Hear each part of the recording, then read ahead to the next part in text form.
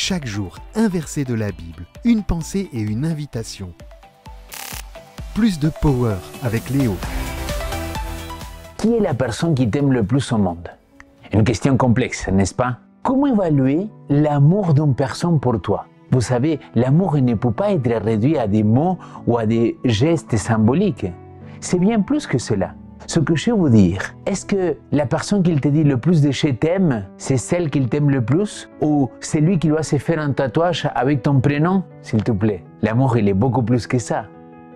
Aujourd'hui, je voulais te partager comment notre Seigneur nous aime. Permettez-moi de partager une parole. Chapitre 3, verset 1. Voyons quel amour le Père nous a donné pour que nous soyons appelés enfants de Dieu. Et nous le sommes. Si le monde ne le connaît pas, c'est qu'il ne l'a jamais connu. Ce mot nous rappelle que notre identité en tant qu'enfant de Dieu est ancrée dans son amour. Oui, dans son amour. Pas simplement avec des paroles. Ah oui, comme la chanson. Paroles, paroles, paroles. Ben non, Dieu n'est pas un baratineur. Il a prouvé avec des actes. Dieu nous aime d'un amour inconditionnel. C'est-à-dire, il nous a aimés sans tenir compte de nos actions. Il a tout donné afin que nous puissions être appelés ses enfants. Laisse-moi te lire la citation du jour. À l'ombre de la croix de Calvaire, l'inspiration de son amour remplit nos cœurs. Quand je regarde à lui, qui fut percé par mes péchés, l'inspiration d'en haut descend sur moi. Et cette inspiration peut saisir chacun de vous par le Saint-Esprit. À moins que vous ne receviez le Saint-Esprit, vous ne pouvez porter l'amour de Dieu dans l'âme.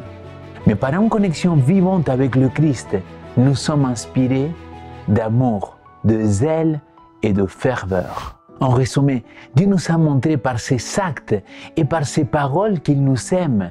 Peu importe d'où tu viennes, ta race, ta couleur de peau, ton sexe, tes inclinations politiques, Dieu t'aime.